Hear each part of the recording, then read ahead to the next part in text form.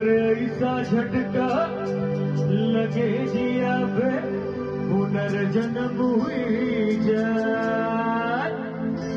तो खाई के पान बनारस वाला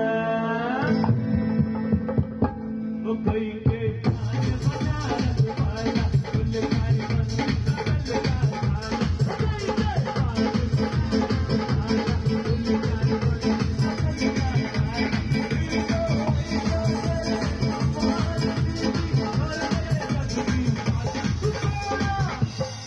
छोड़ा